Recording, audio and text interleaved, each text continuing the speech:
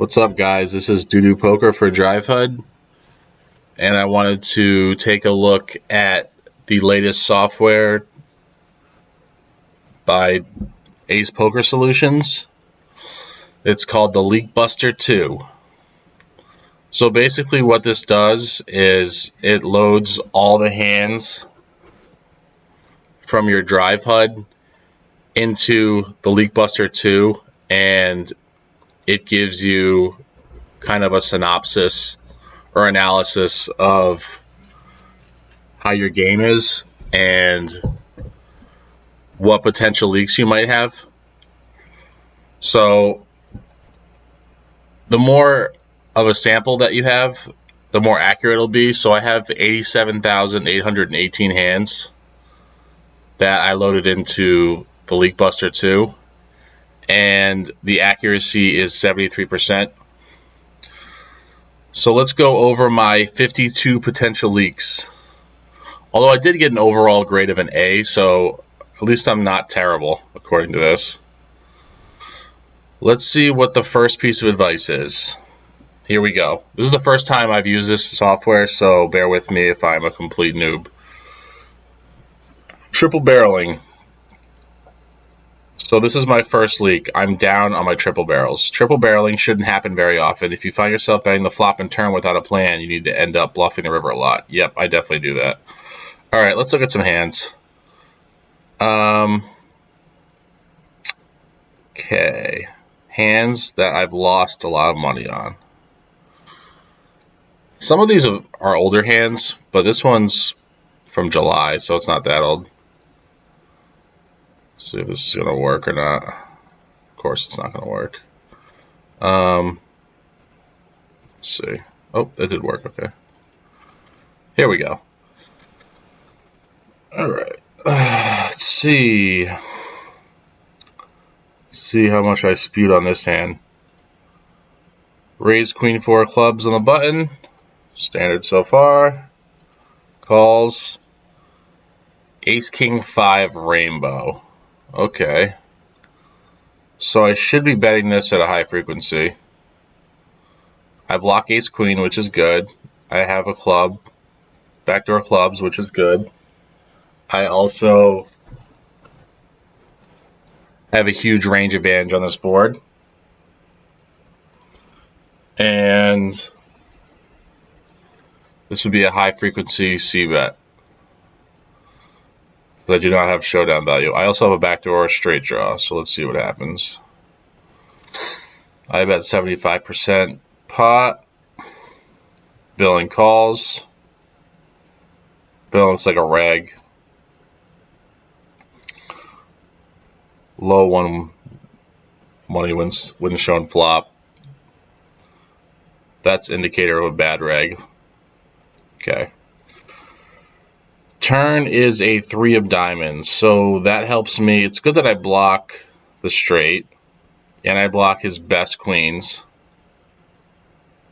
So I think I should overbet this turn. I haven't looked at this hand. I think this is an overbet spot. Let's see what I do. Ooh, I do overbet it. Okay.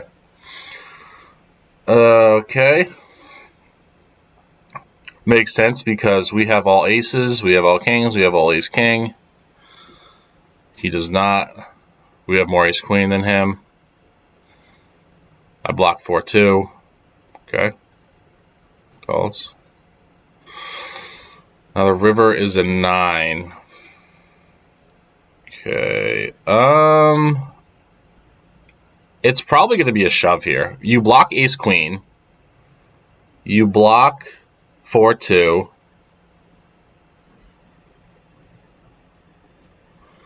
Interesting. All king X of diamonds, 5X of diamonds fold. So I probably ship it. Okay. And he calls. Okay, I just ran to the top of his range there. I think that was fine. I think I played that fine. So yeah, I played that hand. I think I played that hand okay. I haven't ran it through a solver or anything, but that hand seemed like it was okay. All right, let's go to, I don't know what this Omaha stuff is, but let's go to the next leak I have. Alright, let's see. I 4-bet bluff non-premiums. Wow, I'm down a ton. 4-bet bluffing too much, apparently. Ooh, let's go look at this. I didn't look at this yet. This is kind of cool. Filter 35, 4-bet less than 10s plus and ace queen plus. So this filter does contain some value hands in certain situations, but in general it's mostly looking at your 4-bet bluffs. You should be showing profit with this filter. Your ideal opponents that you want to target, since again this range is mostly looking at your 4-bet bluffs, you're looking for your opponent to fold most of the time when you make this play. You want to look for opponents that themselves can fold. If you have a large sample of data on your opponent, then a 4-bet fold stat is handy. In general, it takes really maybe 100,000 hands or more to even get an idea of how often someone's going to be 4-betting or folding. So assuming you don't have that amount of data, secondarily you want to look for players that aren't really aggressive. So players with aggression numbers under about 2.6 and under. $1 when seen flop, about 42% under. So this is just numbers that'll help you if you do get called. You can have a higher probability of getting your hand to show down, realizing some of your equity in the hand. Important note is never 4-bet more than 23% of your stack. There might be some exceptions when deep, but just in general, you want to leave yourself open to your value range and your bluffing range be an amount that you can fold if you want to. Obviously, you're not going to fold your value range, but what I mean by that is if you're raising roughly the same amount with your bluffs and with your value range, you can fold your bluffing range without giving away what your hand strength is. So with that being said, make sure that when you are 4-bet bluffing, that some of these, the marginal range of hands like 7s, 9s, ace jack suited, those hands, are you doing that for value or are you doing it as a bluff? So make sure you're clear, and kind of some of those in between gray area hands, king queen suited, and maybe if you're in a open button situation, you get 3-bet by the blinds. Are you 4-betting this hand looking to get it in, or are you possibly folding? Just have that clear in your mind. As always, take a look at your biggest losing hands. Review them mainly for seeing if you're picking on the right opponents, the situations make sense. Highly recommend posting up some of your biggest losing hands. Thank you, John, for that. So that's actually a really good point that I never really thought about, is that you want to look for spots versus opponents who have low one money when shown flop and low aggression, because that's an indicator of someone that doesn't fight for pots. So that's something I need to note for sure, because when I 4-bet bluff, usually I don't necessarily look at those stats, and I should be doing that more. So I just want to check out a couple hands, or at least just one hand. We'll do a more recent hand because I've gotten better since last year. Alright. This hand, let's check out this hand. So I know this is, let's see, I remember this hand. First of all, this is 5-handed, so ranges are going to be slightly looser than 6-handed. First thing to note. Alright, so we want to look for opponents with low one money when soft flop and low aggression. Where's his aggression? Flop aggression. I don't think that's low. So this guy comes over the top. So at Nash equilibrium, this is I gotta look this up real quick. This is a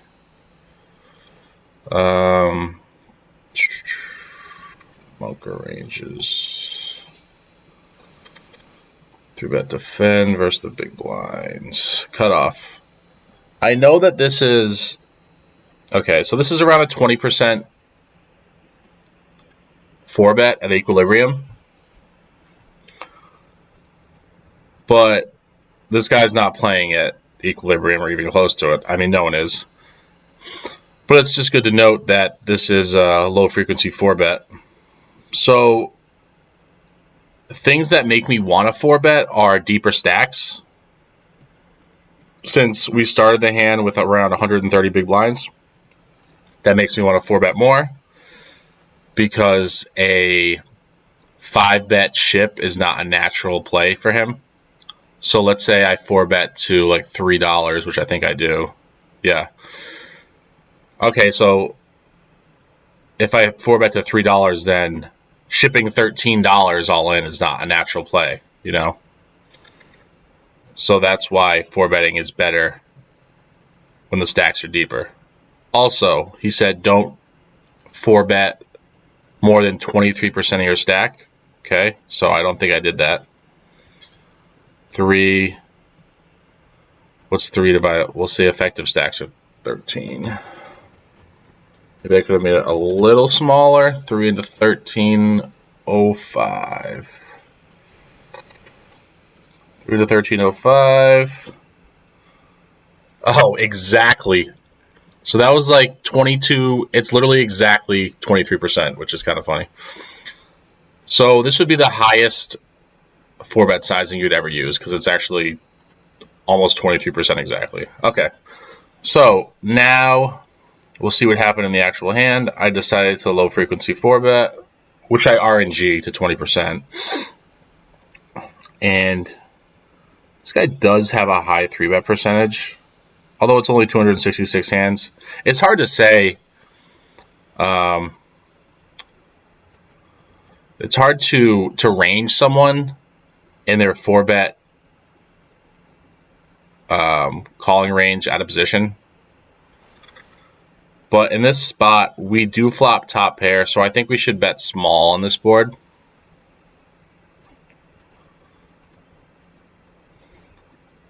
This hand did confuse me a bit. He calls. So when the 9 comes on the turn, in my mind, I'm thinking, okay, this guy could have pocket 10s. This guy could have pocket 8s. He probably raises 6s and 7s at a high frequency and jacks. Well, I block. There's only one combo of jacks, but 7s and 6s at a high frequency, I'm assuming. I unblock both the hearts and the spades. And I think 10s and 8s would always call. The problem is, I do block kings, which is good, but he could have queens here, which is 6 combos. But then I think he could also have 10s here, which is, since I bet only 1/4 c-bet sizing on the flop. So I think 10s, and then he could have the trapped aces. So I think this was actually a fine ship, and I did run into aces. But I think that's just a spot where I ran to the top of his range. I don't think that's necessarily a leak. But it is interesting to go over the hands in the leak buster. Okay. Let's see what else we've got for leaks. Looks like I'm just way too aggressive all around. Let's see. 4-bet bluffing too often. Well, that's kind of the same thing as what we just looked at. Yep, 4-betting too much. Losing money with suited aces. Okay. So I have 52 leaks, huh? That's not good. Fold suited aces. I know that ace deuce suited and ace 3 suited are high, not high frequency, but they are folded at a decent percentage under the gun, just because you don't want a deuce or a 3 in your hand.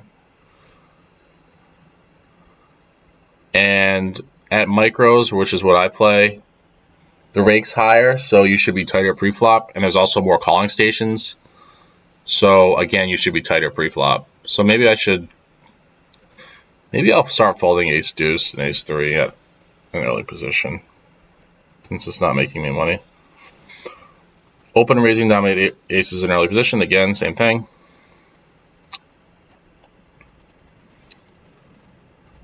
My river aggression is too high. I'm bluffing too many rivers. We suggest working on looking for situations to check call or check fold more often. Bluffing too many rivers. Okay. Let's do the third one. Top pair, good kicker, or worse by turn plus scene showdown. So what does that mean? Jesus, I'm losing so much money. I'm gonna actually look at this video because let's see what we got going on here.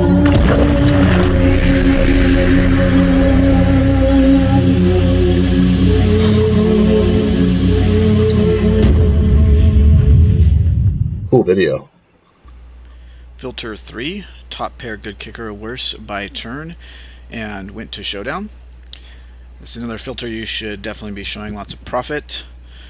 If you're getting to the turn and showdown, there should be for good reason. If you're not seeing profit or you have some marginal profits, look into if you're calling on the turn a lot but folding on the river. It's a scenario you want to avoid as much as possible. Take a look, see if your river call efficiency is at 1.3 or higher. So it should be kind of on your high side since you have somewhat a marginal hand. When you're getting there, you want to make sure that when you are calling down, you're doing it in the right spot. And take a look at all your biggest losing hands, sort your columns in your hand history grid, and take a look for some patterns of what's going on with your biggest losing hands. And like always, post hands, ask questions. Don't no question is too stupid when you're trying to figure out what's going on. All right, let's look at some actual hands to try to think about this a little more. Let's see what we got. We're going to do some recent hands. Oh, yesterday we played a hand. Okay. Or today. Let's check out this hand. Okay. Here we go. This is a hand where I possibly leaked.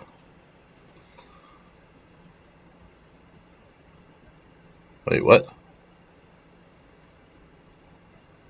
Why would I ever... I don't understand this right now. Was there a... This was just a... I don't know what happened here. I should have raised pre-flop. I'm not sure. I don't even remember playing this hand. Oh, there's a third guy in the hand.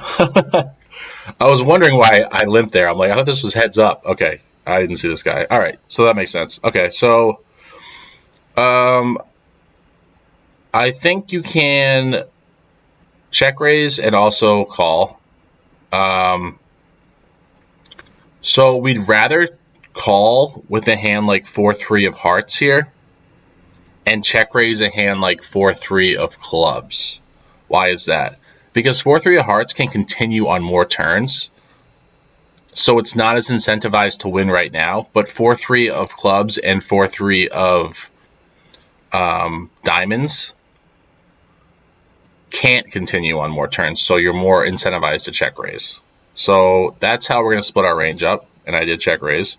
Sizing wise, you want to size up on flush draw boards, and you want to size down on lockdown boards, which are monotone boards and paired boards.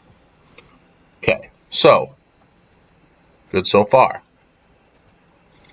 Turns an 8.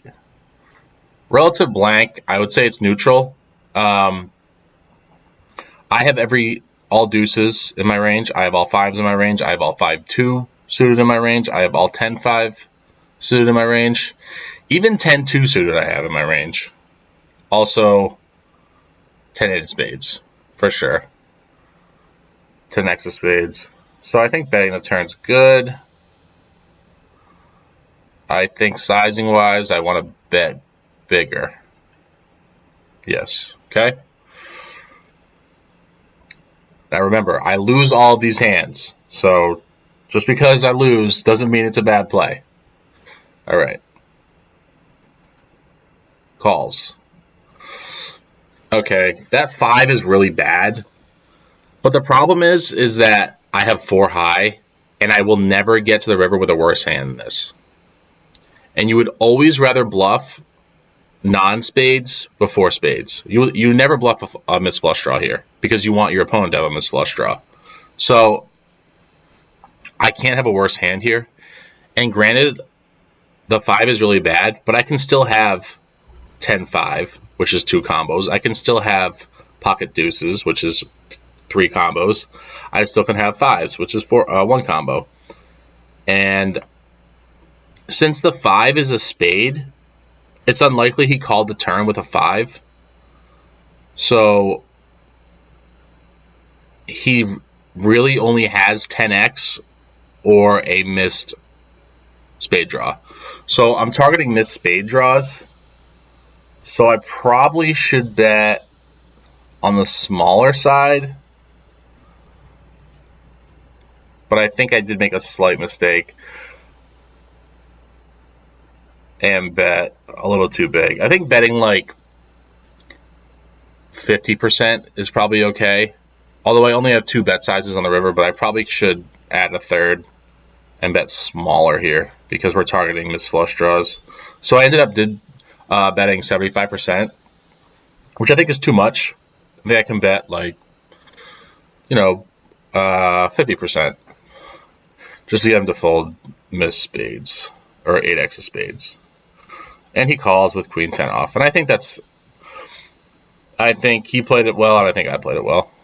So, although that did not work out for me, I don't think that's a leak. But I could be wrong. But I'm pretty sure it's not. All right. Let's keep going down.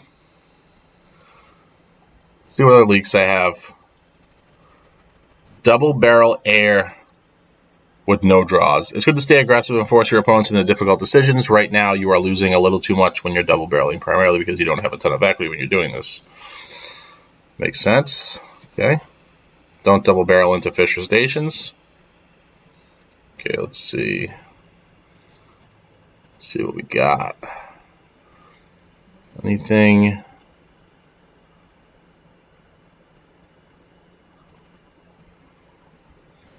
Get this hand.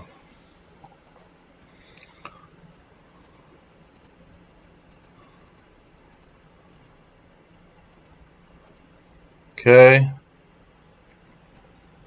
I think this is always a bet on the flop. The ace is better for me. Turn, I pick up equity, but the 3 is better for him. 3 is kind of neutral. It's probably slightly better for him since he has more 4-5s. And he probably has more 3s. Although I don't know if... Yeah, I think he has more 3s. I did end up betting... What was my sizing on the turn here? Oh, I kind of like that sizing. So I like the small turn bet sizing by me because I'm targeting non-aces. So I want him to fold all his pocket 6s. 5s and 4s won't fold, but that's okay because we can get them off on the river. And then 7-6 is in a tough spot, and then hand 8s, 9s is on a tough spot. So I kind of like the sizing here. This guy is a fish, though. Okay, and then the 10. So now I beat all 5s, 4s, and 7x, so I just check down. Okay, well, I think I played that hand well. He had ace queen, top of his range. Pretty cool. I mean, every hand we look at, we're going to be, losing. So it's not like there's going to be no positive reinforcement here. Let's put it that way. All right. So I do want to look at this more later, but I did just want to do a video that introduced LeakBuster to you guys. I think it's a cool piece of software. And even just doing a cursory look over it right now, I'm noticing that I did just learn a few things that I should be, when I'm 4-bet bluffing, I should be looking for opponents that have low aggression and low one money when saw flop. And I should be folding my ace-2, ace-3 suited under the gun because they're not profitable over a large sample. So I think that even if you are a pretty good player, you definitely will benefit from this new software. So I hope you guys enjoyed the video, and I will see you guys next time. This is Doodoo Poker for Drive HUD.